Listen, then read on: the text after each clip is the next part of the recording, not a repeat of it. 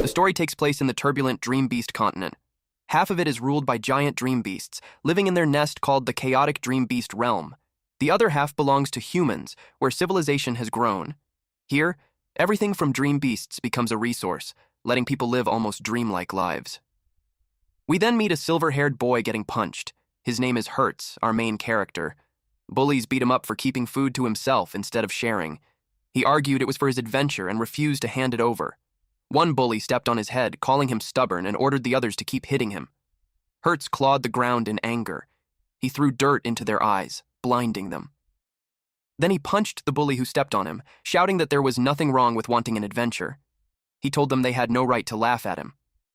When he finished with that bully, he asked the others if they wanted to fight too. They panicked and ran away. Afterwards, he reached for his bag, but an old man grabbed it first. Looking inside, the man found rope, hooks, and food. He realized Hertz was preparing for a survival adventure at such a young age. Hertz demanded his bag back. The old man returned it and asked why he wanted to go on a survival trip. Hertz said the outside world seemed simple, unlike the troublesome place they lived in now. The man chuckled and told him running away wouldn't solve everything. He patted Hertz's head and offered to teach him an easy way to deal with people, as well as survival basics. He asked if Hertz was interested. Hertz thought about it and said he wanted to explore secret places all over the world. He asked if the man could teach him that too. The old man said yes, and told him that if he became a dream beast hunter, all his wishes could come true. Hertz grew curious about what a dream beast hunter was. The old man explained that ever since humanity's beginning, people had explored the planet. Dream beasts were mysterious creatures tied to human life. Thanks to them, humans had food and resources. He also explained that mysterious secret realms had appeared, and dream beast hunters were those who sought out rare dream beasts in those realms. It was a respected and admired profession, one that allowed a person to explore the whole world. The old man then asked the boy what he thought. Extending his hand, he invited Hertz to become a dream beast hunter and travel the world with him. Hertz's eyes lit up with excitement. He grabbed the man's hand and agreed. 10 years later. In a gourmet district restaurant, a large man in fine clothes caused a scene. He grabbed a waiter by the collar, shouting that he was being served trash and threatening to kill him. Terrified, the waiter begged for forgiveness. He explained that the magma lobster was the restaurant's finest dish. The red-haired man didn't listen. He slammed the waiter's head against the wall, as if talking to him was an insult. This man was Lord Hardy of Snowhawk. A woman then appeared. She agreed that magma lobster was indeed a rare ingredient, but said that if it wasn't cooked properly, it went to waste. She offered to show him how it should be prepared, promising him an unforgettable magma lobster. She told them to watch. First, she used a chilled knife to take out the lobster's meat. Next, she used oil extracted from its shell to draw out the flavor. Finally, she paired it with noodles made from low-grade phantom beasts. She served the crystal noodles with the magma lobster. Hardy stared at the dish. He gulped down the dish and chewed slowly. Then he dropped the plate, declaring that power was surging through his body. As expected from the youngest grade 2 chef in the human realm, her dream beast cuisine had made him stronger. She explained that the power within dream beasts could enhance the body. If he brought her more ingredients, she could make him even stronger with her cooking. Hardy then asked her to become his partner, promising her a good life if he rose in rank. She told him she'd think about it. In truth, she was looking for Hertz, who had promised to infiltrate Snowhawk first while she followed later. She had no idea what he was up to, but she swore to bring it up when they met again. Meanwhile, in the underground beast arena, the crowd roared. Some cheered for number 4, others shouted for number 10. Hardy brought the chef to his private underground arena. He told her that if there was any beast she wanted, he'd give it to her. They relaxed on a sofa, watching the fight on a large screen. Hardy added that winners could have anything: money, women, or even power. He promised the champion whatever they desired. To her, he promised everything as long as she stayed his personal cook. She thanked him and said she'd consider it carefully. The host then welcomed everyone to the long-awaited battle and introduced the stars of the night. The first was the Dark Sovereign from the Dream Beast Realm's rainforest, a shadow panther. Certified ultra-dangerous by the Federation, it was a deadly predator that had claimed countless lives, striking unseen in the night. The second was the mysterious Dream Beast Hunter on a 12-win streak. They called him Number 11. A guard opened his cage and told him it was his turn. Inside, a silver-haired man stirred, annoyed that he had been woken from his first decent sleep in a while. This dream beast hunter was named Hertzky. The guard who opened the cage was terrified of him. After unlocking it, he ran off, quickly telling Hertzky that he had 5 minutes to prepare. Hertzky wondered if he really looked that scary. He stepped out of the cage. Passing by another cell, he asked the prisoner if they had been caught and thrown in here too, then asked if they wanted out. The man's eyes lit up with hope. He begged to be freed, saying he'd do anything. Soon the others inside began shouting that they wanted out as well. Hertzky told them to leave it to him. He'd get everyone out. He ordered them to step back. Then he kicked the bars. The prisoners were stunned. They couldn't believe the bars had shattered, flexing his muscles. He snapped the chains binding his body. Now free, it was time to go wild. He walked straight toward the center of the arena. Hardy, watching, saw how Hertzky destroyed a reinforced cell with a single kick. Hardy was amused. He snapped his fingers, signaling his subordinate to stir up the crowd. The host grabbed the microphone and announced the arrival of the mysterious Dream Beast hunter, asking if he would extend his streak to 13 wins. Hertzky looked up at him with a cold gaze. Then he gave the possibility that the Shadow Panther, the dark sovereign dream beast of the rainforest, would satisfy its hunger. The battle soon began. The tiger leapt out of the cage. Hertzky took a step. He anticipated its attack. He stopped its paws using his bare hands. Then he gripped tightly and made it swirl in the air. After that, he threw it on the ground. Our MC approached it. He finds it strange because the size and the power don't match. He would describe it as someone who's never been in the wild. The host was surprised that he took it down in one hit. He defeated the Shadow Panther in just one strike, which makes it 13 consecutive wins. The crowd was amazed.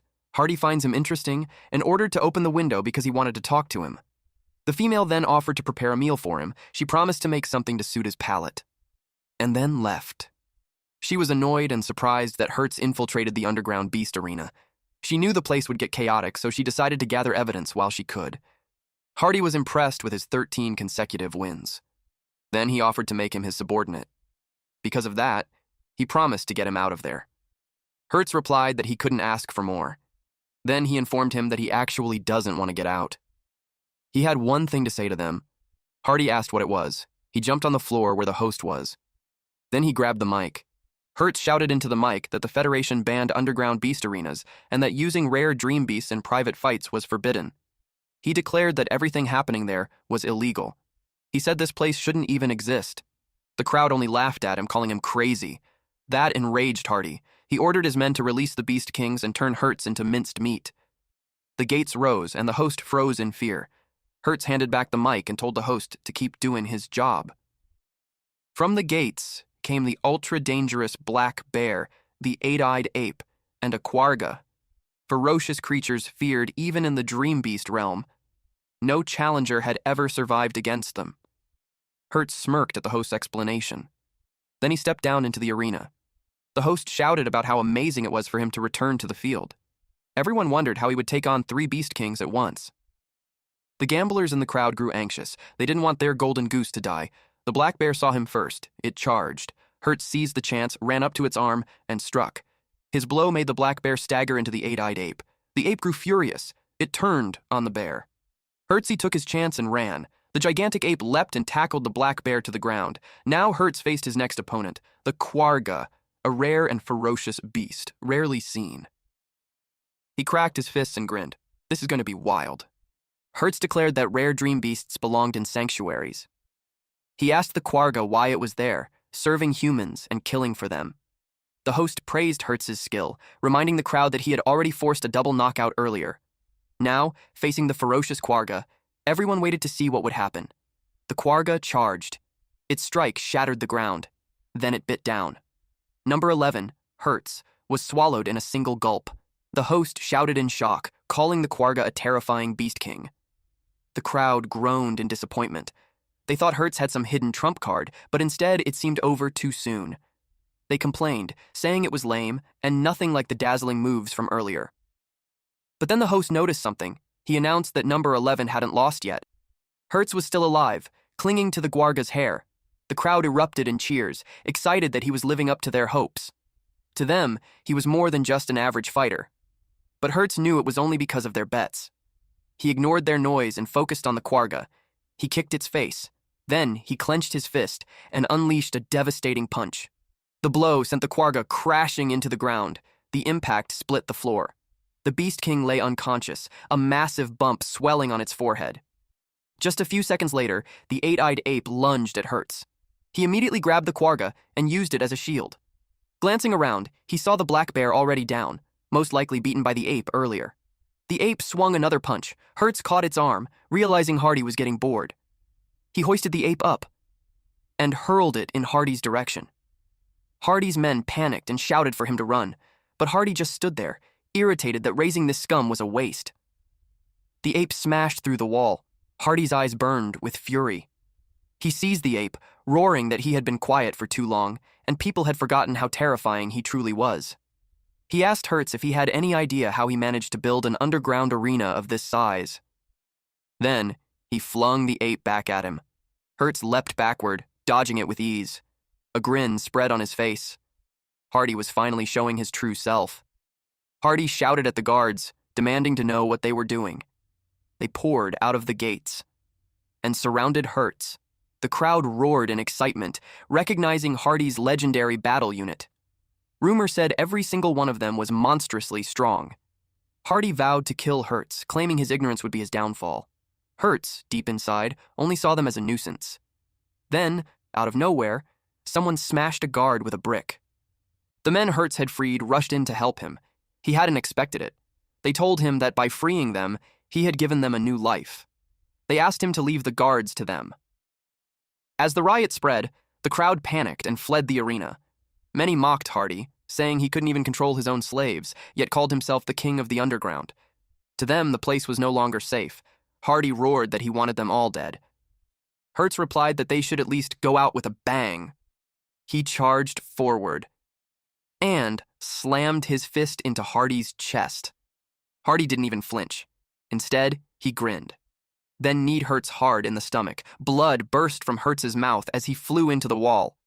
Hardy scowled at him, calling him a brat. He promised to use Hertz's corpse to reclaim his throne as underground king. Then he charged. But before his fist could land, Hertz's foot smashed into his face. Hertz wasn't going down so easily. Hardy froze for a moment. He noticed something odd about Hertz's movements. The next second, he slammed Hertz to the floor. Hardy sneered that Hertz knew nothing about him. Hertz's body crashed several floors down. Hardy mocked him, asking if that was all he had. Hertz coughed up blood and called him a monster. He admitted that no matter what he tried, he didn't think he could win. Then he noticed something behind him, a strange liquid. Hardy descended to finish him off, but when he looked, Hertz was gone. Thinking he had vanished, Hardy lowered his guard. That's when Hertz reappeared and struck him with a powerful punch. Hardy was sent flying across the room. Hertz smirked, realizing the truth. Hardy's defense wasn't actually that strong at all. Hardy couldn't believe Hertz had broken through his defense. It wasn't really a defense at all, just a cheap trick. He secreted fat the moment he was struck, using it to deflect the impact. Once Hertz figured that out, he came up with a counter. The first hit would shake Hardy's body and spray off the oil. The second hit, aimed at the same spot, would land clean without being deflected. Hardy refused to accept defeat at the hands of someone like him. So he used his last resort. He ran. For someone his size, he was surprisingly fast. Hertz gave chase. Hardy shouted back, telling him to stay away. Meanwhile, the female chef sat quietly in another room. She was spying. The head chef barked at the kitchen staff to perfect Lord Hardy's dinner, or else their lives would be on the line. Suddenly, she barged in and announced that Hardy had called them all trash, so she would be taking over. The chefs bristled with anger. She went on, mocking their cooking before introducing herself as a second-class chef, the youngest ever to earn the title. That only made the chefs angrier, telling her not to get too cocky. But she asked them if they were fine with Hardy's meal being delayed. At that, their confidence cracked, and they stepped aside. She used the chance to investigate. The chairman had asked her to gather evidence, but inside the beast arena, it had been nearly impossible to find anything. She scrutinized the kitchen. Nothing stood out. No rare dream beasts were being used as ingredients. As she wondered what to do next, she noticed something odd. Water dripped down the side of the oven. Puzzled by how droplets could form inside, she checked more closely. Then it clicked. There was a hidden space behind the shelf. She pushed it aside and uncovered a concealed door. It was locked, but that wouldn't stop her.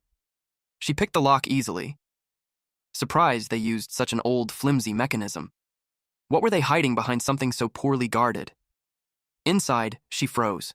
A rare dream beast was trapped in a cage. It was called Sad Baku. She rushed over, horrified. It looked as if they were trying to drive the species to extinction. Her chest sank when she realized the truth. The Sad Baku was already dead. Her sadness quickly turned into anger. She wondered what people like them even saw dream beasts as. She apologized to the creature for being too late to save it. She swore to avenge the Sad Baku and promised that every illegal hunter would face justice. With this evidence secured, she hurried off to report to the chairman. Suddenly, a chopping knife whizzed past her. A man appeared, curly white hair, a suit jacket paired with casual bottoms, standing on a scooter. He had realized she had discovered the sealed room. Because of that, he couldn't allow her to leave alive. She asked who he was, explaining that she was only preparing Hardy's dinner. The man introduced himself as Ding Dong, Hardy's head chef. His voice dripped with anger. Because of her, Hardy had stopped eating his food. She calmly replied that maybe his cooking was simply bad. Ding Dong snapped, saying that was impossible. He pulled out a large slab of raw meat and uncorked a bottle. It was Sad Baku belly meat, marinated in his special sauce. He sneered that there was no way it could taste bad. She was horrified at the sight. She argued there was something deeply wrong with what he was doing. But Ding Dong ignored her. He raged that she had insulted his cooking and uncovered Hardy's secret. For that, she would not be leaving alive. His eyes gleamed as he added that she had good young meat on her. Marinated in his sauce, she'd taste even better than the Sad Baku. Naturally, she refused and said her goodbyes. He lunged after her, intent on turning her into Hardy's next favorite dish. She dodged his knife, but her hat was sliced clean off. Ding Dong smirked, admitting she was quick for a chef. She shot back coldly. He wasn't a true chef. That left him confused. Her anger boiled over as she lectured him. A chef's hat, she said, was meant to keep hair out of the food. No matter the reason, knocking off someone's hat was unacceptable. She declared that anyone who disrespected the food or the customer was no chef at all. Then she revealed her weapon, a cannon-like shooter attached to her arm. She admitted she wasn't very strong on her own, but she had a powerful partner. The weapon was crafted from a dream beast her partner had entrusted to her. It fit her body perfectly, built to deliver lethal blows. Ding Dong froze. His knife clattered to the floor. He nervously said she could take over the cooking, even use any ingredients she wanted, but she glared at him and answered coldly. A person who disrespects ingredients could never be called a chef. Then she fired. Afterward, she examined the rare meat marinated in Ding Dong's special sauce. The crazy bastard laid there unconscious. She hated the thought of wasting the ingredient. Hesitant, she forced herself to taste it. The flavor was as awful as she expected. Absolutely disgusting. Yet she felt energy flowing into her body. That sauce, vile as it was, had strange properties worth studying. Suddenly, the ground rumbled beneath her feet. She stiffened, wondering what could have caused it. Hardy stormed into the kitchen, demanding his food. He froze when he saw the female chef. He shoved her aside and started eating with his bare hands. The chef's arm was hurt from the shove. Seeing Hardy up close, she noticed his wounds, then watched them begin to heal. Even stranger, Hardy started to slim down.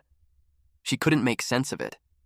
Hardy grumbled that the taste was terrible, but he could feel power coursing through him. He asked if she had made the dish. She only said she was glad it satisfied him. Hertz arrived, called her Rihanna, and asked if she'd found proof that Hardy was secretly using rare dream beasts. She whacked Hertz with a pan. His timing was awful. It was not the moment for questions. Turning to Hardy, she asked if he would believe her if she said she didn't know the man. Hardy grabbed the counter, furious at being mocked. He vowed to turn them into mincemeat. Hertz pointed out how furious Hardy was. Rihanna told Hertz to shut up and said they should run. Hardy hurled the counter at them, reminding everyone of his rampaging past, and swore he'd kill them as thanks. Rihanna dove for cover and ordered Hertz to protect her. But our MC just replied, "Yeah, probably can't." Hardy lunged to punch Hertz. Hertz blocked with his forearms, feeling how strong Hardy really was. Determined not to lose, Hertz kicked Hardy in the face. Hardy chuckled, grabbed Hertz's foot, and pulled him in to land a punch to the stomach. He compared Hertz's attack to a massage. Our MC wasn't offended and told him to be grateful, then kicked the shit out of this bastard's face with his other foot. Hertz finally broke free from Hardy's grip. Hardy sneered that he was all bite and no bark. Rihanna grew worried. Hardy was overwhelming Hertz, and she knew he couldn't win like this, so she decided to secretly make him a dream beast dish. But with Hardy present, she couldn't get into the sealed room. She stopped at an empty wall, summoned her black hammer, and smashed it. The wall finally cracked. Dust filled the air, making her cough. As she expected, the sad Baku was on the other side. She didn't want to use it as an ingredient, but there was no other choice.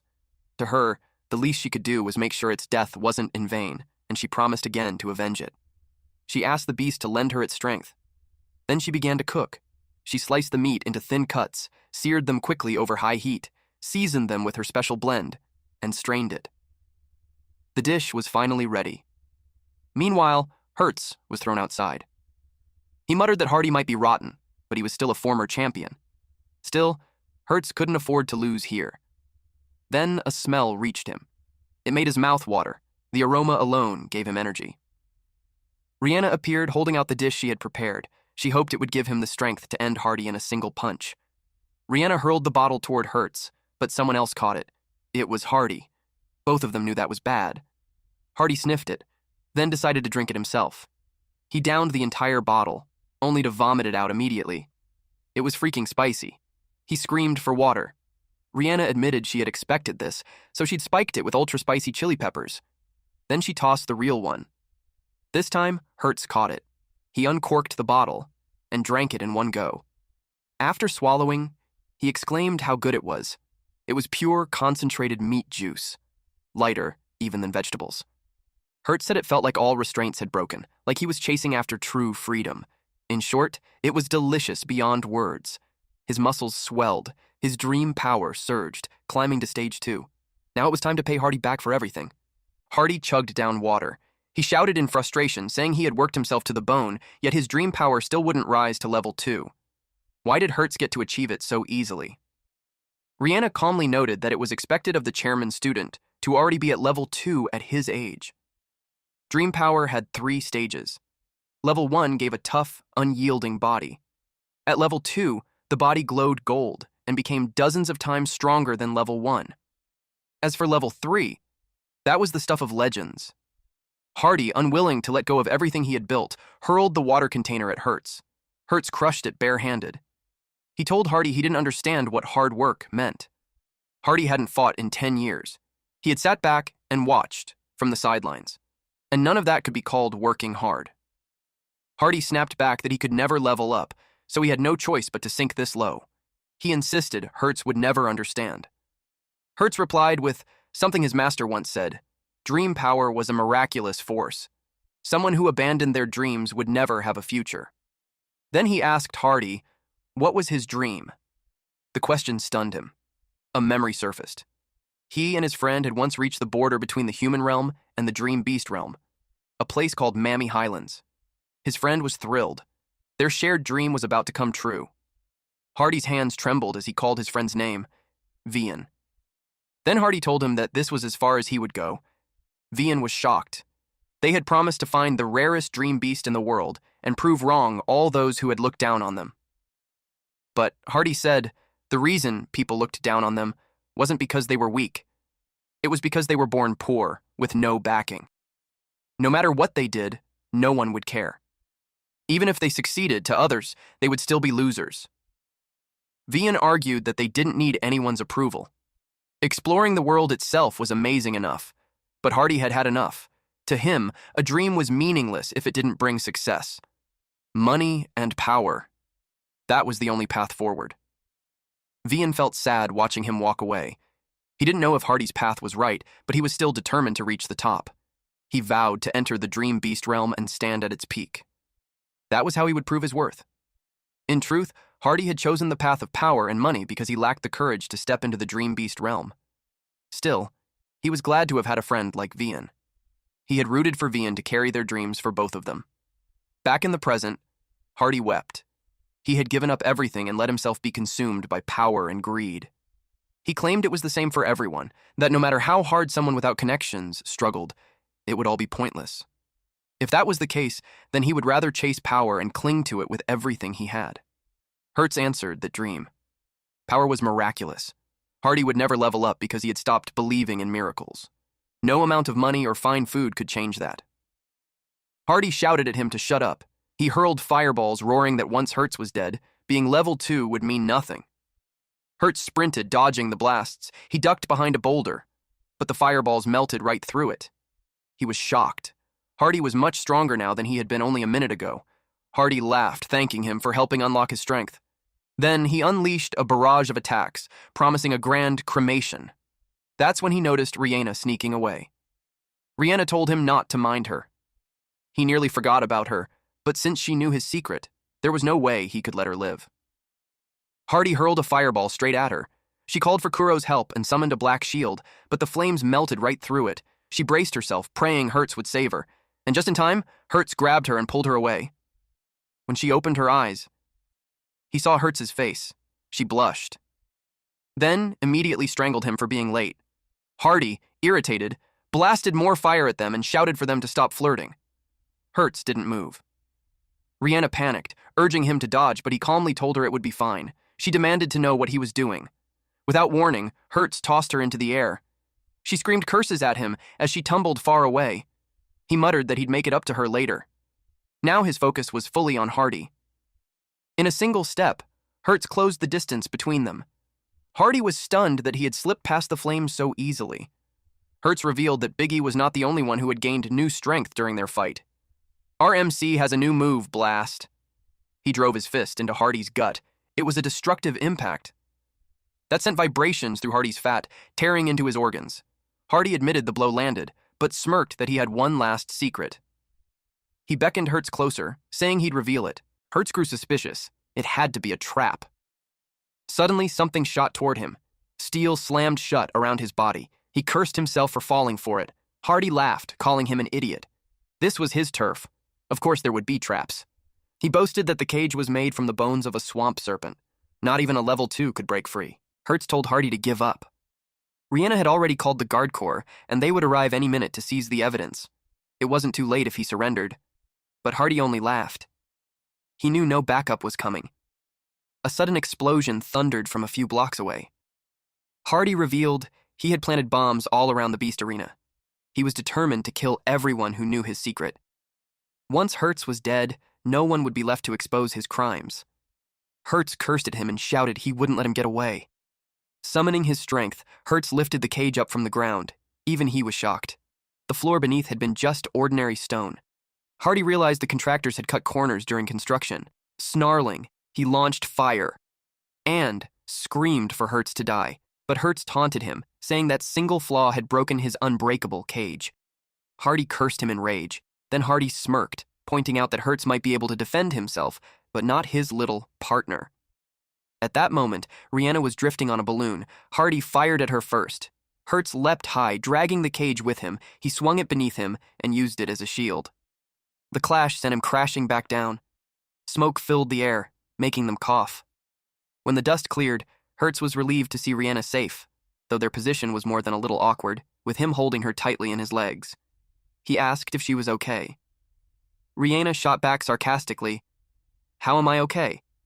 Rihanna grumbled that she was sure one day Hertz would get her killed. Suddenly, a thunderous roar shook the air.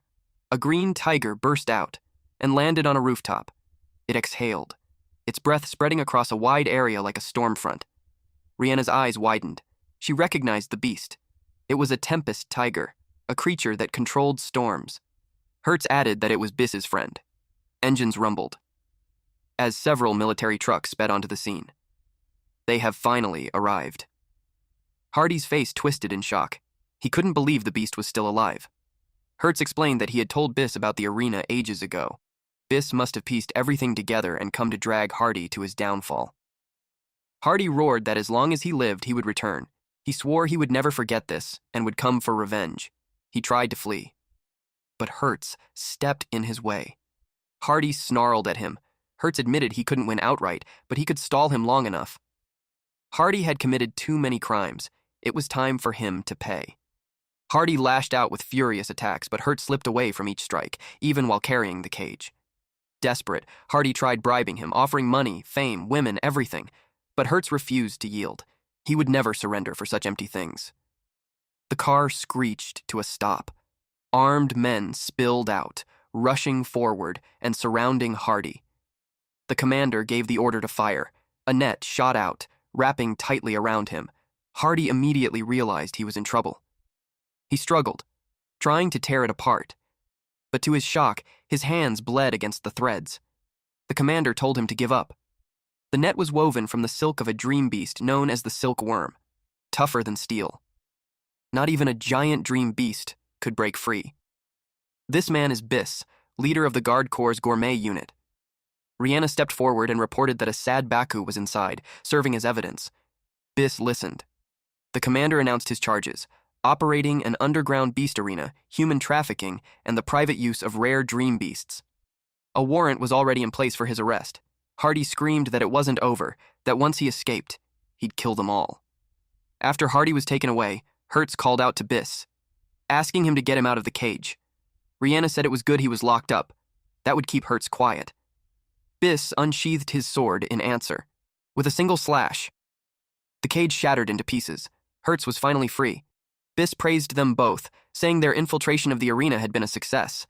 Thanks to them, Hardy's crimes were now exposed. Hertz clapped Biss on the shoulder, telling him not to worry. It was their master's request. He also noted that their master seemed to be investigating Hardy as well. Biss asked what exactly he was investigating. Hertz explained it was the Dream Beast supply chain. Rihanna was the one who first noticed something odd.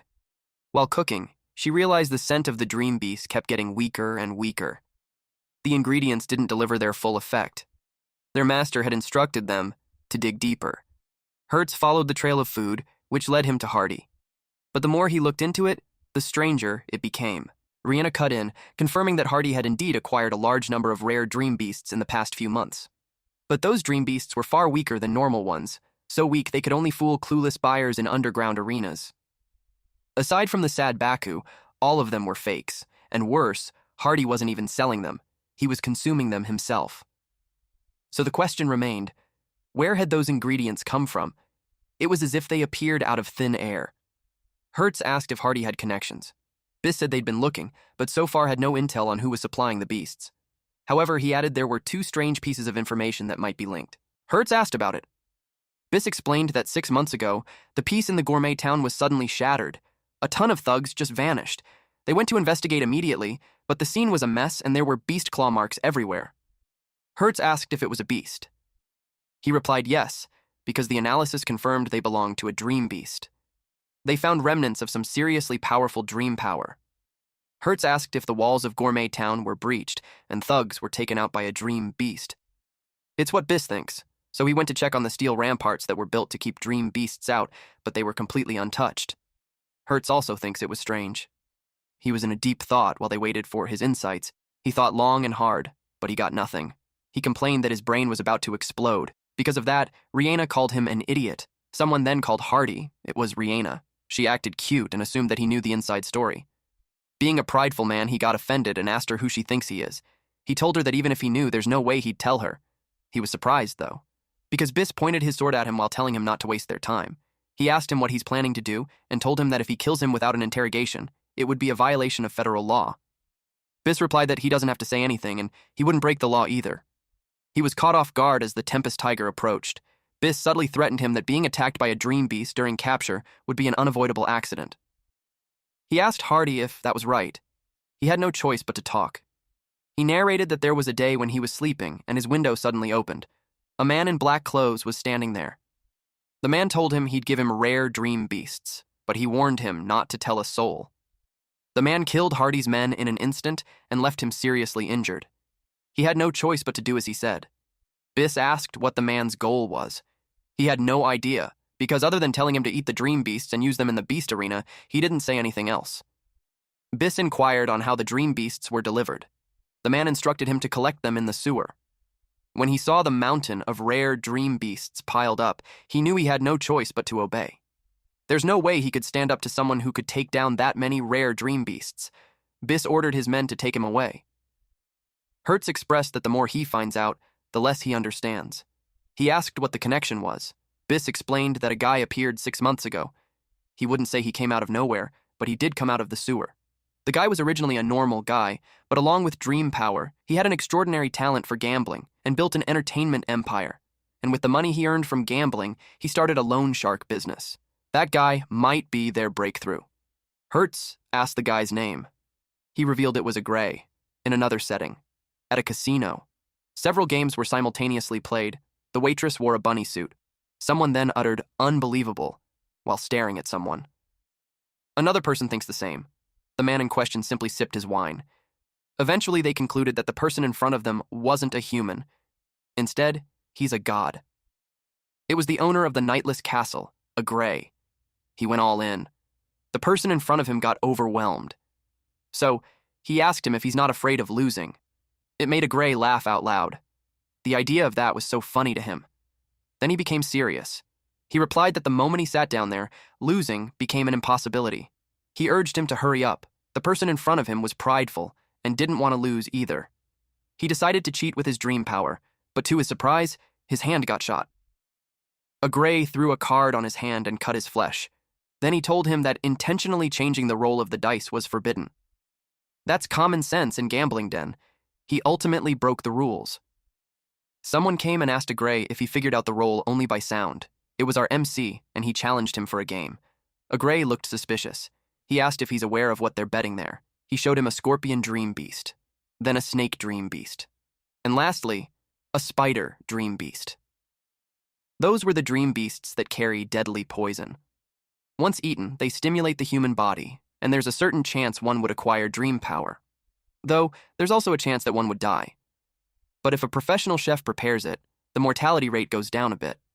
And what they're betting on is who becomes food for the poison bugs. To him, betting money or things was boring. In the world of dream beasts, power was everything.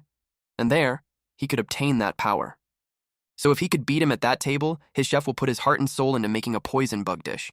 If he eats it and survives, he'd gain power, and he would officially become one of his subordinates. And the loser becomes food for the poison bugs. There's a 99% chance they'll die, but if they miraculously survive, they'll awaken to a new power. Even if they die, it was easier to dispose of them once the poison was gone.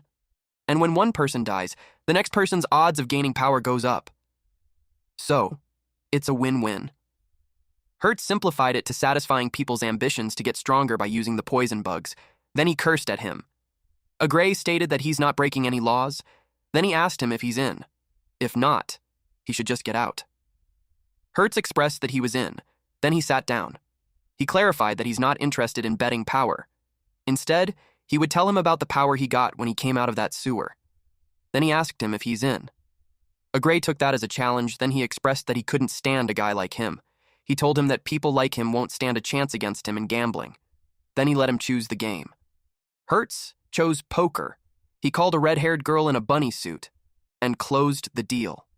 He was ready to see what he got, especially when he's that confident. Cards were laid out. A Gray waited for his move. Hertz placed his card. It was a pair of kings. A Gray commented that it wasn't bad at all. Our MC surprisingly went all in. A Gray was displeased that he went all in right off the bat. He asked him if he didn't know the rules. He replied that he doesn't know much about gambling, except for the longer it takes, the more pain it's going to be. That's why he'd settle it in one go. He baited him by saying that a god of gambling like him would surely take the bet. A Gray thinks he doesn't understand what happens when he loses. So he ordered his men to show him. His men dragged the cheating guy to the cage. They chained him outside the cage. The poor guy got scared when the stinger of the scorpion approached and stabbed his neck. The poison in his body became evident when his veins started popping out. The man groaned in pain. Hertz's eyes furrowed. He borrowed some knives from Raina's pocket and threw them quickly. The knives cut off the chain. Raina felt bad about her kitchen knives. Hertz left the rest to her. She replied that she'd kill him one day. She took out a vial from her chest and made the guy drink it. He was able to drink it without problems, and his health got restored instantly. He started coughing. The crowd watched intently. The guy was surprised and happy that he's alive.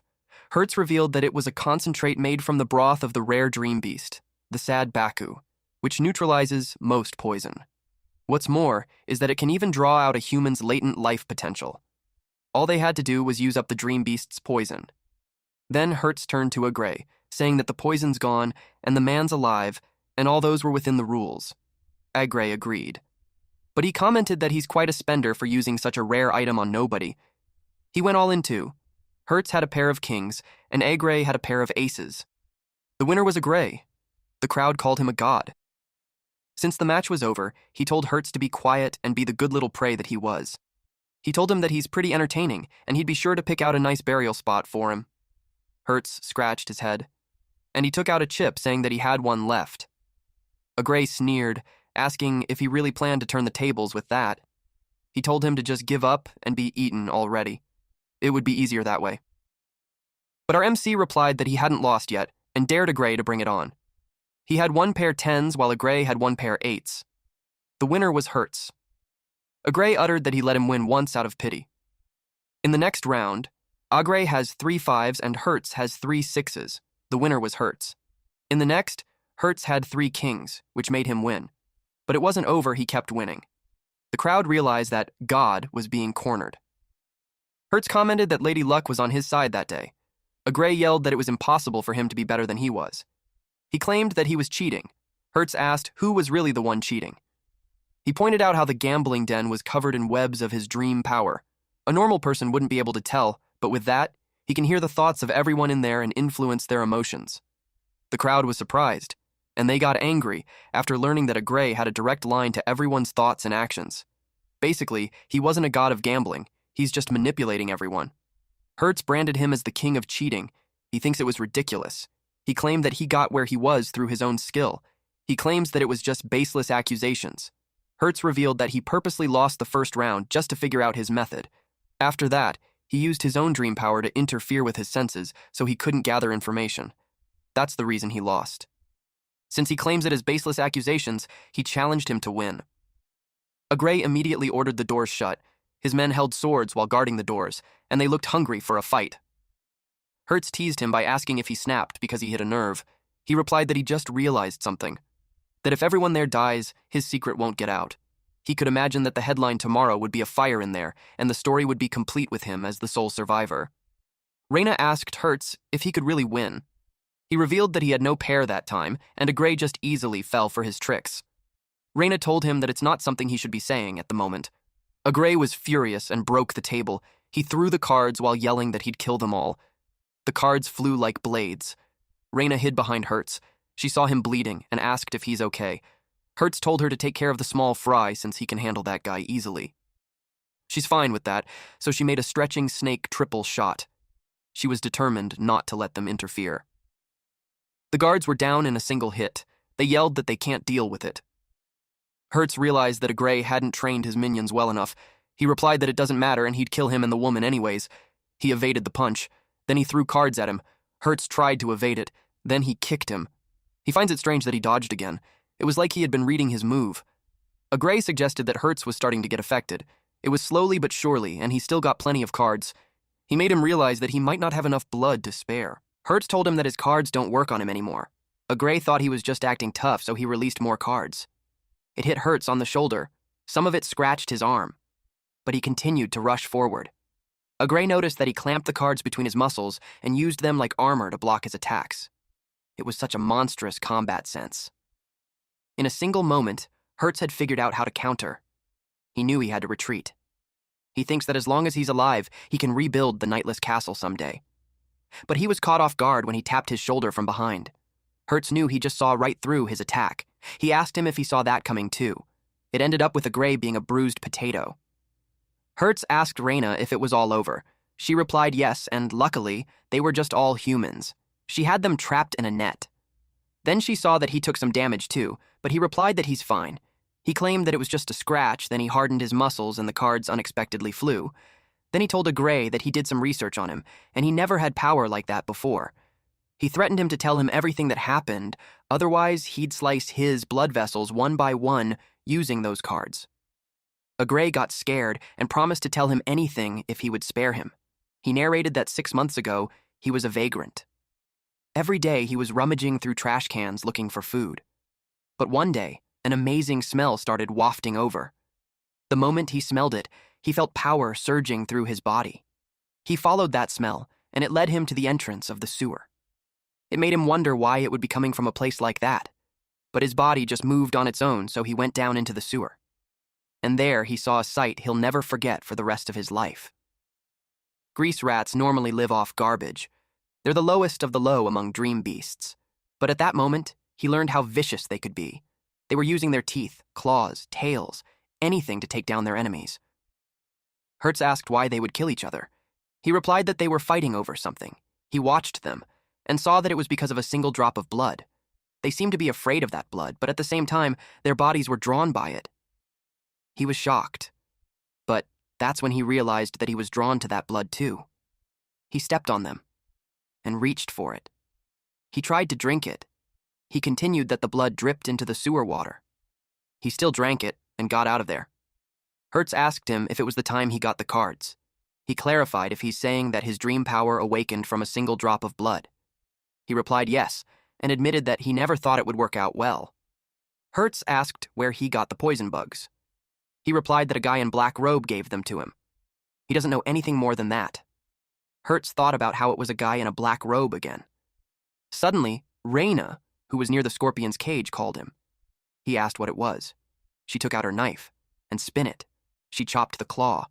It revealed a pinkish meat. Hertz liked the smell. He chomped on the meat and swallowed it. He claimed that it was delicious. It melts the moment it hits his tongue, and it tasted like a poisoned scorpion. He elaborated that it was a little bitter, so it's not suited for regular cooking, but it's perfect as a training laxative. And that clicked to Raina. She identified it as a poison scorpion. Hertz replied that poison scorpions were the kind of dream beasts that one would find in the sewer, and the ones they had were way too big. Raina, as a chef, had to make an accurate judgment on every single ingredient. Poison scorpions were a bit bitter, but she sometimes used them as a seasoning. Also, the claws of a poison scorpion had a unique pattern, but that one was a little different. Hertz checked it and saw that she was right. It looked like a flower before it bloomed. It was a pattern that a poison scorpion should never have. Like the grease rat, the poison scorpion was a bottom-tier dream beast. She can't imagine them crossbreeding with a high-tier dream beast. So she can only conclude that it was an artificially crafted beast. Agray informed them that the smell was similar to the one he smelled in the sewer. Hertz intimidated him while asking if he's certain. He replied that it was true. Raina realized that there's a big secret in the town's sewer, so they had to investigate. Agray asked if they would free him then. But he got hanged along with his men. He complained that Hertz promised to set him free. Hertz replied yes, and it means that he won't, and he decided to leave the rest to Biss. Raina told him that they had to get going and report back to the chairman, and she reminded him that he promised to take her hunting for rare ingredients in the dream beast world. The two then went to the infamous sewer. Hertz noticed that there were fewer creatures than normal, and the water was clean too. She also finds it strange. If Agray's story was true, it is where the grease rats were killing each other, but they haven't seen any of it. Then they heard some sounds. Raina got scared because he might suggest going in there. She claims that a chef has no business entering such an unhygienic place. Hertz told her to wait there while he went in. He opened the door. The path was too narrow, but eventually saw a light. His eyes widened in shock as he wondered what that place was. He came across a waterfall. Not long after, he noticed rat statues. Water poured out from the pipes. He hadn't expected to find such a magnificent place beneath the gourmet district. It didn't look like a sewer at all. Then, a scent reached him. He suspected the sweet smell was coming from the water. He considered moving forward, but hesitated. It was still a sewer after all. Raina soon arrived in full gear and noticed he wasn't ready yet. At that moment, our MC came up with an idea. He asked her to lend him her serpent so he could get past the obstacle. She agreed on the condition that he stop acting creepy. She commanded the serpent to transform. It coiled itself tightly around his legs. The finished product turned out to be a diving suit. She urged him to hurry, saying she didn't want to linger in that place any longer. He plunged into the water. What he saw left him stunned. Inside a cage was a strange creature. As he drew closer, he realized it resembled a heart. Curiosity gnawed at him. Whose heart was it, and why was it here? Then he noticed a rat nearby. The heart twisted into a grin. It opened a wide mouth, snatched the rat with its tongue, and swallowed it whole. Blood smeared across its jagged teeth. Hertz had witnessed its feeding, but then he sensed something unusual. The creature opened its mouth again and inhaled an entire school of fish. All of them streamed directly into its gaping maw. It gulped them down, and then it burped. Afterward, its body tightened. A single drop of blood was released. Hertz was puzzled. The drop didn't dissolve in the water.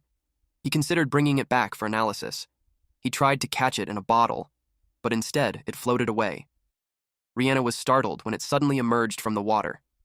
Out of nowhere, bats swarmed and began acting erratically.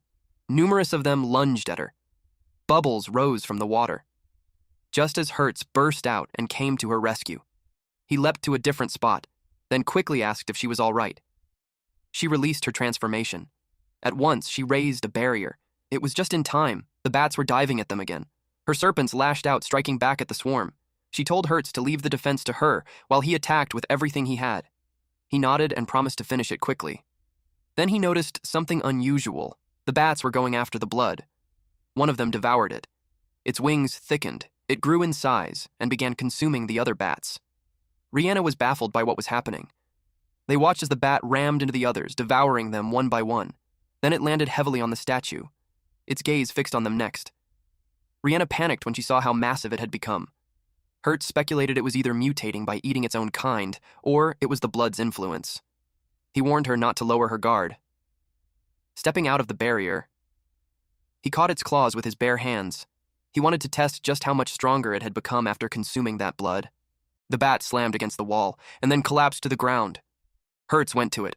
Finding it barely conscious, it trembled under a murderous aura as Hertz glared down at it. He stretched out his hand and tore the bat's wings apart. With that done, they prepared to leave. Rihanna asked if he had discovered anything. He told her about the massive heart imprisoned in an iron cage beneath the water, and how the blood it released was what turned the bats ferocious.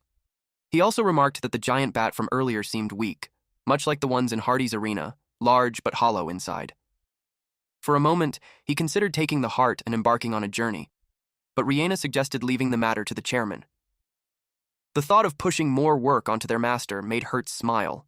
Exploring the world's most remote regions and encountering every rare dream beast, that was his dream. He couldn't help but think again of seizing the heart. They ventured deeper into the sewer. He dipped his foot into the water. Then, someone appeared.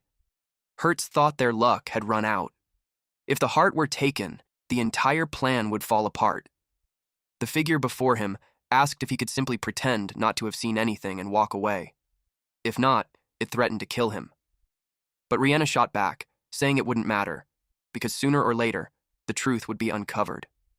The creature paused for a second, then answered coldly, saying they would die there instead. Hertz was stunned. It could talk. Rihanna explained that it was a chase rat. He found it hard to believe a dream beast could speak. She clarified that it was only because of hypnosis. Rats, she added, were especially easy to manipulate that way.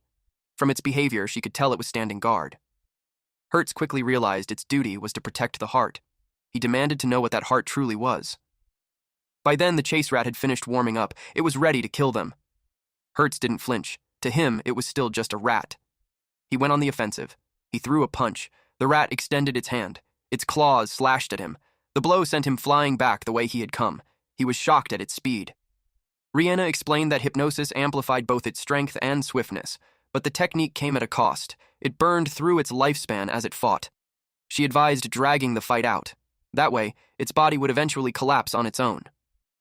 The chase rat smirked, impressed by her knowledge of such a lesser dream beast. Hertz declared he didn't need to wait. He could bring it down before its body gave in. His steps grew heavier. He charged forward, but suddenly his path was blocked. He fixed a glare on the creature. He shattered the stones in front of him. Then, with a swift kick, he sent the chase rat flying to the opposite side. He was already anticipating where it would land. The chase rat, impressed, noted how quickly Hertz had crafted a strategy in the heat of battle. Hertz declared that while they could drag things out and win eventually, staying on the defensive wasn't his style. The chase rat countered that ending the fight quickly was impossible, but Hertz retorted that whether the battle was long or short, the outcome would be the same. The chase rat would lose. He lunged forward, but the rat darted sideways in a blur. It crossed over to the other side of the sewer water. Hertz taunted it, trying to draw it down into a direct clash. But the rat knew better. Testing raw strength wouldn't work. It considered other ways to kill him. It stretched out its hand. The water began to swirl. A thick mist spread across the area. Hertz demanded to know what it was. The chase rat revealed it to be emerald viper venom. A single breath of it would render him unconscious. Just one drop could wipe out every living thing in the sewer. It mocked him, saying he should have surrendered quietly. Now he was only struggling in vain. Hertz realized how dire the situation was. His strength was slipping away. Rihanna shouted for him to hang on. Then she landed beside him, holding a fucking rice cooker. She switched it on and told him to leave the rest to her. The rice cooker sucked the shit out of the venom. Hertz felt his strength return completely. That air purifier, crafted with serpent parts, worked flawlessly. Rihanna proudly declared that she could create anything so long as her knowledge allowed. He called her a genius, though she admitted that in situations beyond her control, her creations were nothing more than decoration. She left the rest to him. Hertz turned his eyes upward, spotting the chase rat perched on the pipes. He gathered air at his foot. Then he kicked, sending a surge of water crashing toward the chase rat. But the rat conjured a poison shield. The attack was stopped coldly. Hertz realized it had condensed poison with dream power to forge that shield. It was no ordinary technique. He demanded to know who it really was. The chase rat, impressed by his sharp eye, admitted it hadn't expected him to notice so much. But, it said, none of that mattered. He would still die. The atmospheric poison levels had risen beyond purification. A warning blared from the purifier and asked them to evacuate immediately. Rihanna confessed she had reached her limit. She urged him to be cautious. The chase rat unleashed more venom. It condensed the toxin into a sphere. Hertz stepped back. The deadly orb was only a few inches away. Our MC lashed out with a kick to divert it before it reached him. The venom ball detonated against the ceiling. Using that much dream power must have placed tremendous strain on its body. Rihanna wondered aloud if the rat could really endure. But the chase rat didn't care. It saw itself as disposable anyway. As long as it could kill them, that was enough. Hertz admitted that at this rate, they might as well forget about the heart. They'd be the ones to die first. Then Rihanna caught the scent of poison. Something clicked in her mind. She ordered him to dash toward the exit. He hoisted her onto his shoulders and asked if they'd even make it out alive. He sprinted with everything he had. To aid him, she transformed the serpent into a lighter. Then she sparked it. He demanded to know what she was planning. Her lips curled into a grin. It's art. An instant later, the space behind them erupted. The firestorm was massive. The explosion hurled them forward. Hertz hit the ground face first while Rihanna descended gracefully, her umbrella opening like a parachute. She explained that she had noticed the poison gas contained explosive elements. In an enclosed space, a single flame would set it off, just as she predicted. Fortunately, she had transformed a serpent into a fireproof umbrella. Without it, she would have been scorched. Hertz groaned, complaining that she hadn't even considered whether he'd survive. She retorted that there was no time for that. Besides, with his dream power being grade 2, he wasn't going to die so easily. He pointed out instead that she had just blown up the entire sewer. At that moment, Biss appeared, reminding them that they had already caused 3 explosion accidents in the town in just 2 days. Hertz told Biss that he should be grateful because they had uncovered something incredible. Meanwhile, in a distant room, a woman sat idly before a chessboard. She looked utterly bored. Then, one of the black pieces suddenly cracked. This woman, Leonia, was informed that the rat in the sewers had been killed. A silhouette emerged, remarking that someone must have discovered the truth, which meant the Gourmet District's guard unit wasn't as incompetent as they thought. A maid stepped in and asked if they should retrieve the nightmare heart, but the man dismissed the idea, saying it was unnecessary. It seemed to be destroyed already, and as long as their plan moved forward, there was no need to recover it. He added that he was expecting something else to occur soon, in another place. Snacks were being served, balanced carefully on the back of a tortoise. They were for Hertz. He dug in immediately. Rihanna mentioned that she had contacted the boss and that Hertz should speak with him later. Proudly, she reminded him that she had cooked the food, so he should slow down and enjoy it. If it wasn't enough, she would make more. But he protested, saying he didn't have the luxury of eating slowly. Then she asked about his injuries, at the guard unit. This was where they were staying for the moment. Hertz showed his back. Rihanna noticed that his wounds had already healed. He continued to rest. Then, a screen lit up. A man appeared and asked if their mission in the Gourmet District was going smoothly. Hertz grumbled, complaining that the man had dumped such a troublesome task on him. He went on to explain what had happened in the underground waterways. Since the chase rat had pushed him so far, demonstrated perfect remote control over dream power and displayed such strength, Hertz suspected their opponent was no ordinary young beast. He asked the man if he knew about the Dark Abyss. The man replied no, then asked if it was connected to the mission. This man, Forsus, explained that there had once been people who would stop at nothing to seize dream beasts. Those scum slaughtered them without restraint. They sold rare dream beast meat, fur, and bones. Because of their greed, at least 117 species of rare dream beasts had gone extinct. At that rate, the future of dream beast resources would have been doomed.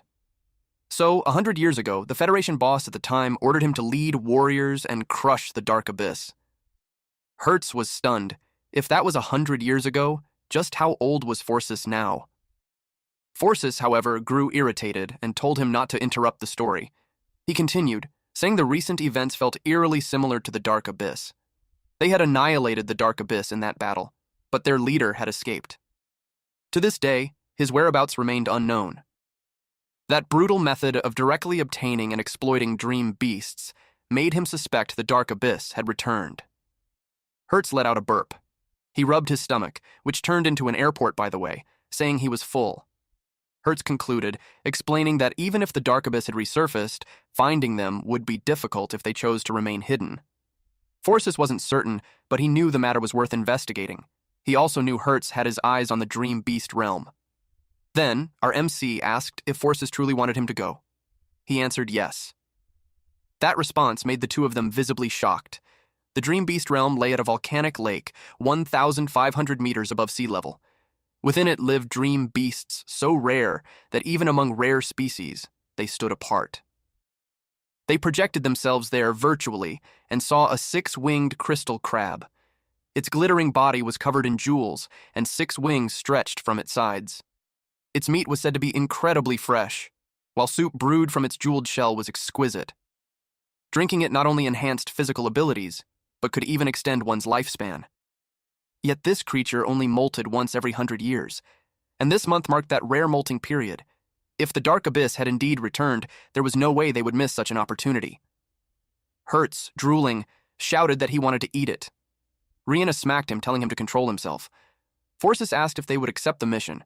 Hertz eagerly agreed, saying he could be trusted with it. Rihanna, however, already sensed how troublesome it would be. When they finally arrived, Hertz was panting hard. He hauled himself up a steep mountain with a massive box strapped to his back. The rock he clung to came loose. He slipped, sliding down the slope. From inside the box, Rihanna screamed at him to climb properly. He shot back that he had already told her not to come. The Dream Beast realm was far more dangerous than the human realm, but she had insisted, because in her eyes, he was a muscle-brained fool with no sense. Without her, she argued, he wouldn't even know how to preserve the 6-winged crystal crab's shell, and despite her complaints, he needed her power. By now, though, exhaustion was written all over him. It was clear they weren't welcome. A glutton bird, a dangerous dream beast, hovered menacingly above them. Rihanna quickly identified it as a medium-level threat, strong enough that in the human realm it could even become a ruler.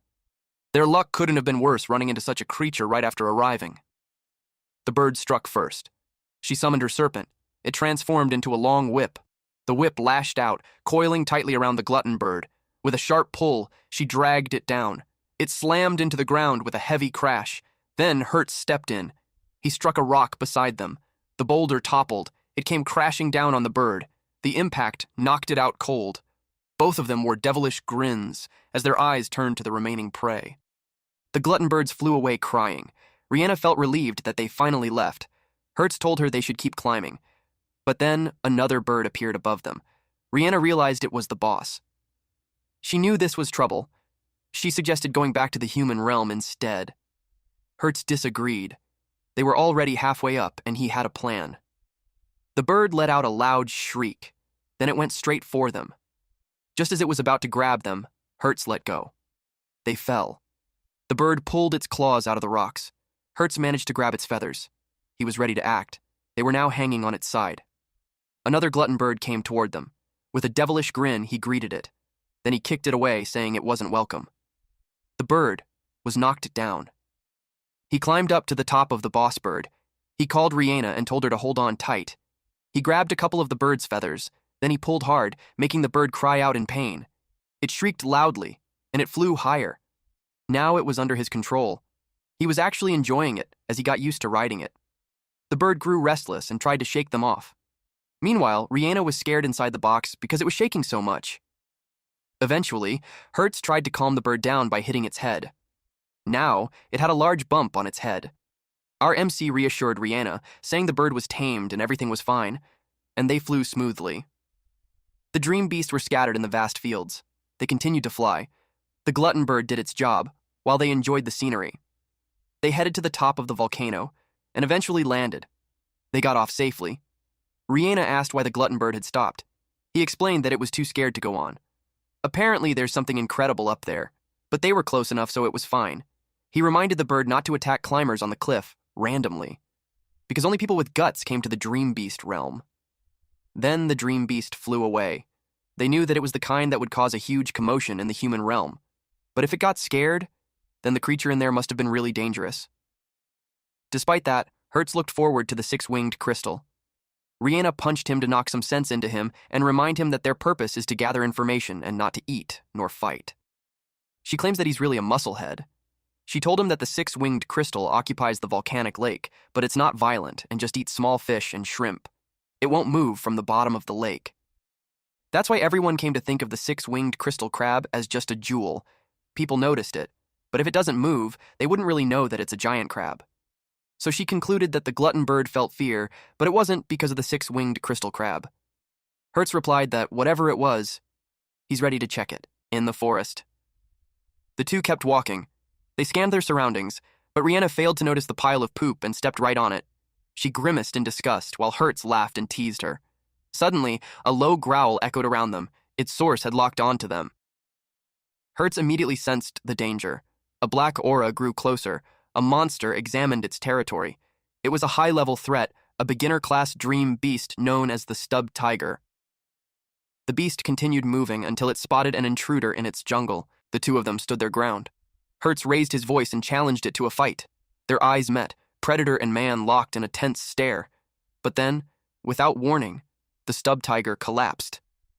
When they went closer, they saw its body battered and broken. Rihanna frowned, wondering who could have done this. Covered in lacerations, the creature had no hope left.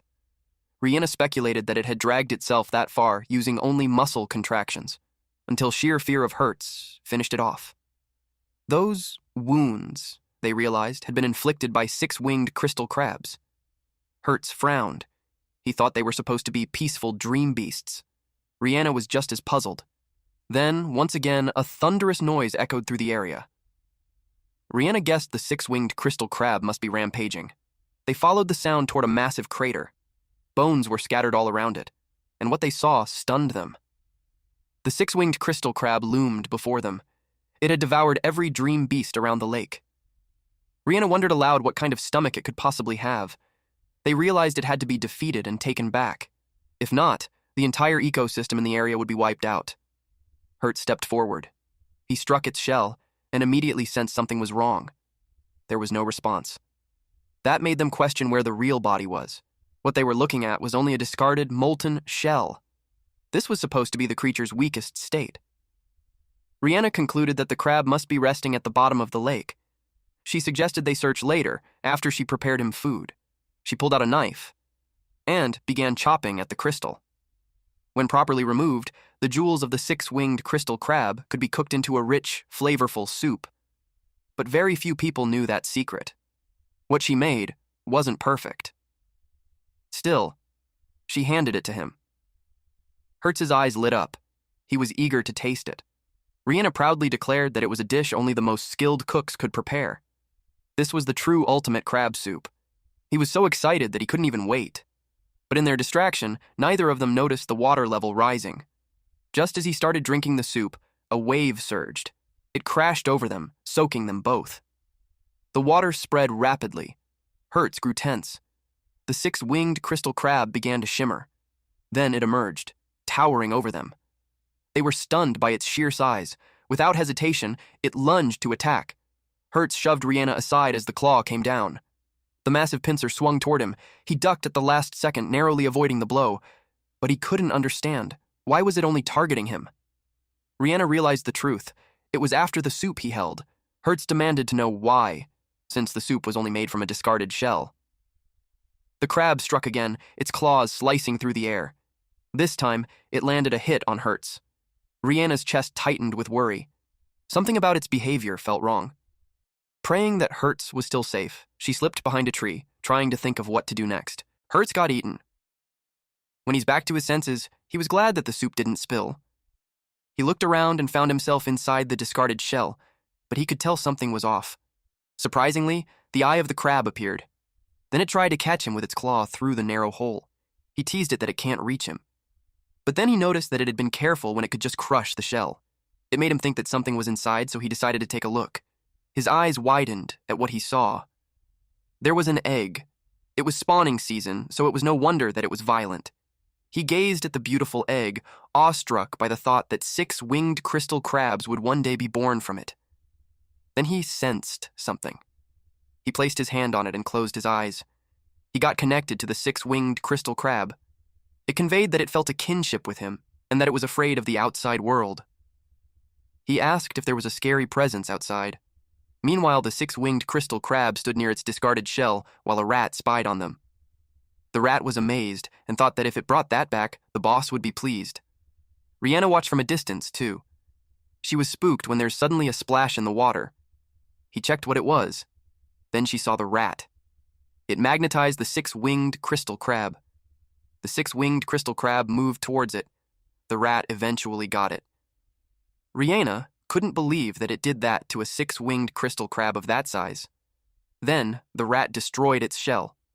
Obviously, the crab was in pain. Then it took some of the jewels. The rat knew that the jewel was used to become the legendary soup, but it directly ate it. Before it dropped on its mouth, something sucked the jewel. Rihanna did that.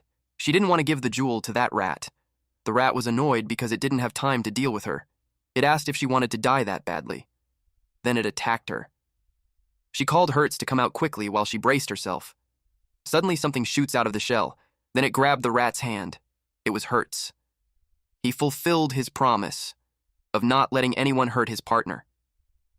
He then threw the rat away. It was able to stop itself from rolling away and commended the boy for its move. Then Hertz called the crab and threw back the jewel. The crab caught it. Hertz told the crab to stop attacking him, and their common enemy was the rat. The crab moved to his side and faced the rat. The rat told them that they couldn't beat him easily. Hertz asked if it was Dark Abyss. His master expected that they would come. So he asked for their purpose for going to the gourmet district. The rat asked if that idiot Leonia was found. But it wasn't threatened. And now that Hertz found out about it, it couldn't let him live. Hertz complained how he's sick of rats already. It's pointless to ask anything from a disposable body, and it was too big for a rat anyway. The rat jumped higher towards the cliff. Then it gathered dark condensed energy as a gift to them so they can't escape. The dark energy formed a net. It would wrap around them and keep shrinking until they die. It was useless for them to run. It asked for their last words. Hertz rushed towards it to stop it. He tried to punch the rat, but it dodged. Then he was whipped by its tail. He counterattacked by kicking it, but it failed. The rat jumped backwards and kept a distance. It praised him for its movement because it has been a while since it met a human who can trade blows with it in close combat. He replied that he fought rats before and they weren't strong, but with its large body now, it can fully utilize its technique, but it would ruin its body. The rat laughed out loud. It admitted that he's correct, but also shared that the body was coordinated with great care so it can withstand 1% of its full power. Our MC was surprised when it disappeared, and suddenly, it was approaching him. He was still able to block its attack, but then to his surprise, it appeared behind him. It was incredibly fast. He didn't have time to dodge the kick from behind. He was pushed forward but eventually landed on his foot. Then the rat activated its evil net. Hertz's hand got caught in it. He cursed out loud. Rihanna came running to him. The rat pointed out the difference in their strength, and how he doesn't have a way to counter its attack. The rat concluded that the match had been decided. Then it turned its attention to the main dish, the crab.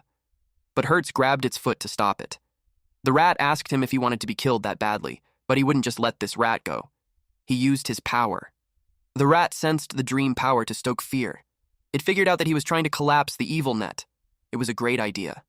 If he had lived, he might have become a strong person like them with talent. But it was unfortunate for him because he'll die. The rat didn't expect that he would grab its arm. And then he mounted the rat from behind, restraining its body. He knew he couldn't win using power and speed, but with that distance between them, he could deliver his finishing move. Back then, Hertz used to train under a waterfall with a giant boulder on his back. He would throw the boulder on the water and released punches in the water continuously. He also practiced his kick too. He kicked the waterfall over and over. And then he would go back to dry land. His master praised him for being strong in the span of 10 years. He was hopeful that he'd be allowed to go to the Dream Beast realm after reaching that strength, but his master told him that there's no way he could go with just that level. So his master taught him a technique to protect his life in the Dream Beast realm. He asked what that was. His master told him to follow, then went to the cage of a giant wart boar. This Dream Beast was classified in medium danger level. Hertz was shocked that he wanted him to defeat that, but his master clarified that he won't attack. Instead, he would keep dodging the attacks using the handrail. It made him confused. The door opened. Hertz was grabbed by the hood of his shirt and was thrown inside. He got annoyed by the old man and asked if he's trying to kill him. Forces replied that Dream Beast bodies were bigger than theirs, so if he encountered one outdoors and he can't win or escape, there's only one way to survive, and it was to choke hold. A chokehold is a way of holding someone's neck to stop air or blood flow. Ain't no way he could do that to this big-ass gorilla.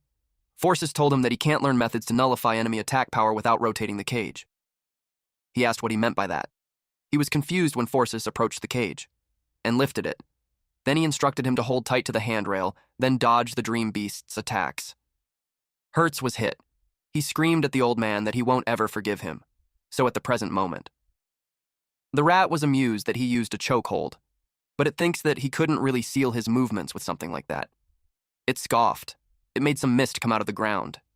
Then it told him that his bones would be crushed to powder. He replied that the chokehold technique that he learned from his master is a technique to break an enemy's attacks, but he added a little improvement to it, because he liked to be on the offense. The rat asked what he's trying to do. He lifted it for a super big rotation. It was a match of stubbornness. They crashed near the crab. Rihanna was near them, when suddenly they moved at a lightning speed. They kept at it until it reached sunset. They continued to move at lightning speed. Rihanna was starting to worry about where he was. The golden rays of sun shone on the whole area. Rihanna hid behind a tree, while Hertz was still holding on to the rat. The rat was already annoyed and Hertz was reaching his limit. Rihanna came out because just as she expected, her power was needed at that time. She praised Hertz for doing well. Then she fired. The rat knew it was a bad situation. It was followed by a huge explosion. Naturally, Hertz got caught in it and he ended up in bandages. Rihanna called him an idiot for being reckless to the point that he almost died. They had no medicine, so he had to endure. They need to have him heal quickly, so she suggested returning to the gourmet district. But she saw the crab approaching him. She froze. She thought they were doomed, but she noticed it acting strange. Then she realized that it must have been telling them to follow. She yelled at it to wait. She carried Hertz as she followed the crab. Then she asked where they were. She entered a cave, and she was surprised how beautiful it was inside. There were several eggs of different sizes too. One started to crack. Eventually, it hatched. The crisis of the remaining one species has been avoided. It was so beautiful, but Hertz was at his limit too. He realized that he had been seriously injured. Rihanna then noticed that our MC's heartbeat was getting weaker. A baby crab unexpectedly approached his unconscious body. It went up to his chest and made his body shoot golden light. She was surprised to learn that the crystal crab's jewels have a healing effect. It was such a great discovery. It was at a level where one could carve their name in the history of Dream Beast studies. Slowly, Hertz opened his eyes. He was surprised. He immediately stood up and rejoiced that power was surging through his whole body and his body felt so light. He goofed around as he celebrated his body feeling light. The small crab jumped to his shoulder and cuddled on his neck. He felt ticklish. Then he asked if it was the crab that helped him. He thanked me and explained that he had to go back because his master was waiting. They said goodbye to the crab. The small one returned to the side of the big one.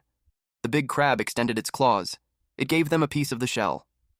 He tied strings around it to carry it. He thanked the crab and promised that he'll come back to see it again. They made their way out of the cave. It was such a big shell, so Rihanna had started imagining how delicious it could be. Her daydreaming made her bump into it when Hertz suddenly stopped. She asked him what was wrong. They immediately recognized the outer area boss, an iron mammoth. It has a high danger level. They hid behind the bushes when it passed by. They watched it walk away, towards the gourmet district. It made them curious what business it has there. Regular people can only defeat up to medium danger level. Something with such high-level danger could only be defeated by the military. The gourmet district doesn't have enough forces to defeat that thing. Rihanna knew that it was a dream beast that sleeps in caves, so the situation doesn't look good. She wondered how they could contract the gourmet district.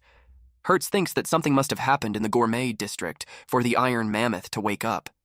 He told her to contact Biss while he stalls that thing. He told her to be careful. She started running as fast as she could. She called her serpent and made it transform. She used a parakeet to travel. Meanwhile, Hertz stretches his body as he prepares to fight. He leapt and blocked the path of the iron mammoth. He told the big guy not to hurry since it just woke up. Meanwhile, in the town's walls, 3 men were standing there, and they noticed something on the outside of the walls. There were cheat monkeys. It was a mid-danger level dream beasts. They fired at it. The cheat monkeys skillfully evaded the attacks. It started climbing the walls like it was going berserk. It was a cunning beast. When it senses danger, it attacks beings weaker than itself. One of them asked if it meant that they're weak. The gourmet district was the largest entertainment district in the human realm. It has enough forces to defeat high-danger level dream beasts. It was quite something that they managed to break into such a place. One of them speculated that it must have encountered something more terrifying. They had a bad feeling about it. At the same time, in a restaurant, a plate shattered. It caught the attention of other diners. One of them expressed that he's full because everything in the gourmet district was delicious. But he crushed the glass in his hands while announcing that the gourmet district's history would end there, and it was time for them to begin. He was about to walk out. A purple-haired woman saw him, and she activated her skill, called Dance Activation Pollen. The pollen spread throughout the district. A man was affected by it. His body emitted fire. Suddenly, someone made his way through the staircase. It was a long ascend. When he reached the top, he immediately reported to the chief that something terrible was happening in the gourmet district. He told him to come see the situation quickly, because citizens were rampaging throughout the city. Biss called his Tempest Tiger.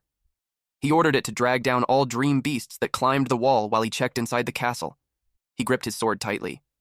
It made him wonder what was happening in the gourmet district. A man ran as fast as he could, but he didn't look like he's okay.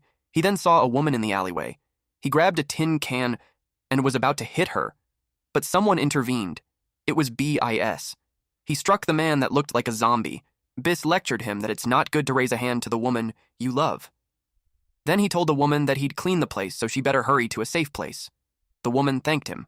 Guards scattered on the streets. Biss watched the interactions between the civilians. Then he got a waft of a scent. It was such a sweet smell, and it made him think that it's what's causing the citizens to rampage. But it was a puzzle why he's unaffected. He also got curious on who the culprit was. Suddenly he heard a static sound. It came from the gourmet district plaza. A screen flashed a blue-haired man. He asked everyone if they were surprised. He stated that there might be demons sleeping in the hearts of people close to them. He questioned why they had to hide those demons. He stated one hardship of the people, like working from morning to night, and the salary they would get was a pittance. And to survive, they had no choice but to endure the boss's abuse. And no matter how desperately they worked, they were exploited by the guild. And their labor was exploited, their freedom was taken, and they had become slaves. And the underground arena, back alley casinos, women, and nightclubs steeped in desire. It was a luxurious life built on everyone's labor. He stated that there's no such thing as a gourmet district. There, the rich could do whatever they wanted. The big question was, why aren't the people resisting? If it was because they had no power, he promised to give them power. He told them that he could be found in the finest gourmet building in the gourmet district, and if they went there, he'll grant him power. And to prove that, he'll show them a new world. He demonstrated his power. A lot of people paid attention. He released the beam, and it hit the building. Then the building disappeared. The crowd exclaimed that it's not even a human's power. The man announced that it was the power that he's trying to grant them. But there's a condition, and that was to release the demon inside their heart. He told them again that he's on the rooftop of the gourmet building. And his offer was first come, first served, limited to 30 people only. and the time limit was 3 hours. If no one comes, he'll leave. He tempted them by saying that the chance to change their life doesn't just lie around. The people started running. They competed against each other. The guard unit alone wouldn't be able to handle that chaos. Biss knew that if they're going to strike, they would start from the head, and that is to kill Leonia. He had to end the chaos, so he started moving. The blue-haired man watched them from the rooftop. It was the beginning of their game. Then he went inside. He lounged there with Leonia and 2 more women, with a wine glass in his hands. He inspected the drink and the bottle. Eventually, he slammed the table and scolded Sophia since he told her many times that she mustn't shake a 4-year-old wine. It would be a waste if it becomes sour. The purple-haired woman expressed that Leonia's speech was wonderful and it got everyone fired up. He asked her why she believed that, then told her that there's no such thing as fairness in the world. But everyone believes that they're the protagonist and that someday their day to soar will come. But everything that can be easily given already has a price tag. She asked him if he wouldn't give them power. He would, but there is a price to pay. She wasn't interested in knowing what it was. Suddenly, the door bursts open. It was time for him to work since their first guest had arrived. Meanwhile, in the Dream Beast realm cliff, Hertz saw the building disappear. It made him curious about what was happening. Then something caught his attention. Suddenly, the Iron Mammoth was already behind him. It then attacked him. He crashed face down on the ground. His new opponent was tough too. The tusk of the Iron Mammoth wrapped around him and lifted him in the air. He asked this big guy if it plans to have a contest of strength with him. He inhaled deeply and tried to loosen the grip of the tusk. Then he boasted that he was stronger. The Iron Mammoth got annoyed. It stomped its foot and created a pit on the ground. After that, it raised Hertz in the air. Hertz tried to stop it, but it threw him, and he fell straight to the pit. The impact was so strong that he passed through the opposite end, and he fell from the cliff. Who's stronger now, huh? Meanwhile, in the Gourmet District. It was chaotic outside the walls with the dream beasts trying to get in. A brown-haired man delegated the task, but one of his subordinates pointed above. Rihanna was coming through. She landed on top of the wall. The subordinate asked who she was. The captain knew her, but was curious why she came from the sky. She reported that the Iron Mammoth, the ruler of the Dream Beast realm outskirts, had awakened and Hertz sent her to inform them. It made sense now why the Dream Beasts are rampaging. She looked for Biss because they need traps for Iron Mammoths. The captain explained that a riot had broken out in the Gourmet District, so Biss had gone to handle that. Rihanna wasn't happy with the timing. She understood, so she decided that she'd just take some people and head to support Biss while the captain and his team set traps for the Iron Mammoth. The captain told her to leave it to them, and then she left. Rihanna started to get worried. A bird-like dream beast flew around the district, and it breathes fire. The citizens in the open ducked, but they all wondered why the dream beasts of that rank were coming to town. The man then saw a manhole, and was surprised when a dream beast Doze Alligate's intermediate class with medium danger level appeared. Just in time, Rihanna released her serpent, and the serpent wrapped itself around the monster's snout. Then, she prepared a humongous hammer and hit it using that. It was like she's playing whack-a-mole. She told the guard to leave it to her while he goes to rescue the citizens. She stomped on the unconscious dream beast. She looked around while wondering what Biss was doing when such dangerous dream beasts roamed around the Gourmet District. Back in the dream beast realm, Hertz was hanging on a tree. Good thing it was there. He really thought he was going to die. As he dangled there, he kept thinking of what he should do. But to his surprise, the tusk of the Iron Mammoth appeared. He grabbed onto it, then it threw him in the air again. He was glad that it came after him. He wanted to get back to the Gourmet District immediately. It made him wonder if Rihanna arrived safely. The Iron Mammoth was being really persistent, and he thinks that the military in the Gourmet District would settle it. He started taunting it, then he started running. He passes through the bushes, then jumped on the branches. He couldn't believe that it was that fast given its size. It chased after him, but he couldn't let it catch up to him. He knew he needed to do something. He saw something in front, and he thought of an idea. He grabbed a vine and crossed the cliff. Then he slid down. He still had the moment to appreciate the view. Our MC landed safely on the other side. He expected it not to catch up anymore, but it just got even more furious. It gathered strength on its legs, then it jumped, and it was able to cross the cliff too. He Tarzan the shit out of his way to escape. Meanwhile, the army stopped digging. They stopped when they saw the trap was perfect. And all they had to do was wait for the Iron Mammoth to come.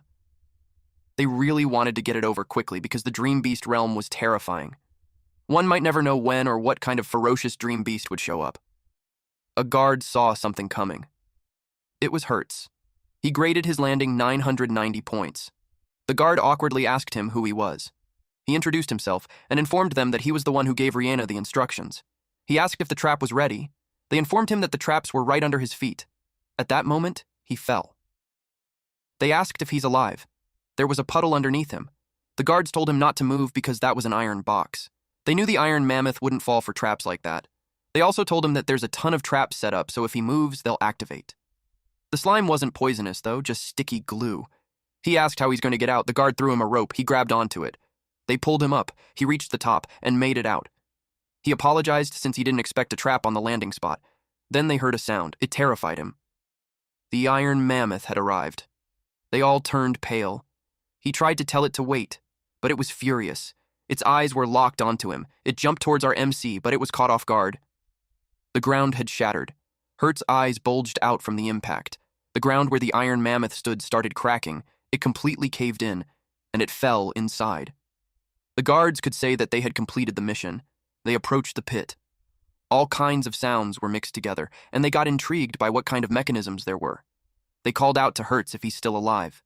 The pit was covered in dust. Hertz grabbed on the Iron Mammoth. He yelled at it not to move. He braced himself. Then the Iron Mammoth landed. The chains were activated. It wrapped around its legs until the chains were locked. It restrained the Iron Mammoth. It tried to move its feet. Then Hertz realized that hypnotic gas was released. It was certainly effective against mammoths, but he's also trapped there. The mammoth fell. He was surprised with the sudden movement. Eventually, it was knocked unconscious. Or, better yet, in a deep sleep. The guards told him that they'll throw him a rope in a bit. Hertz then told them to jump if there's a gap. They lowered the rope. He replied that it was useful. But suddenly, the Iron Mammoth moved. He was almost out of balance. He realized it was playing dead. He immediately jumped. He was high enough when it rose. So he was able to reach the rope. The guards were relieved that he made it out safely. He thanked them and asked how things are in the gourmet district. The guard informed him that when they came out, it was chaotic inside too, but they didn't know the full details. He expects Rihanna to be back already, and if Biss was there shouldn't be any problem. But he's still worried. So he decided to go back. The guards wondered if they should head back too. He arrived at the gates and found it wide open. He wondered what happened. Then he sensed something behind him. Of course, the surprise attack didn't work on him. He caught the bird and kicked it. It hit a wall. He wondered why dream beasts were inside the castle. Then he heard something. It was Riena's voice. He rushed towards a high building and searched the area for her. He went around looking for her until an explosion happened. He immediately ran towards it. Then he saw Rihanna being attacked by a dream beast that looked like a T-Rex. He told her that it's fine now. He kicked the dream beast. Then he turned his attention to her, who was actually falling from above. Hertz caught her before she hit the ground. They both landed safely. Rihanna was relieved. Then he noticed that she was soaked. She hit him in the head and scolded him for saying that in a way that could easily be misunderstood. After that, he asked about the situation. She told him that it was because of Leonia. He asked who it was. She also doesn't know, but if they go to the gourmet building, they'll be provided with incredible power. She pointed to a building to show the evidence. He couldn't believe that the building was destroyed in one hit. He knew that there were only a few people in the Federation that could do that. He asked where those people came from. She also had no idea, except that ever since that person appeared, dream beasts had been showing up in droves. The dream beast that he attacked was the last one that they found. She already contacted the Federation generals, but it would take them several more hours. He requested her to rescue the soldiers, while he goes to meet Leonia and find out what they're planning to do. Thank you all for watching. Please watch this next Giga Chad video, and I'll see you guys next time. Also, support the channel by joining the Summon Club membership. You can also support by just liking the video and being awesome.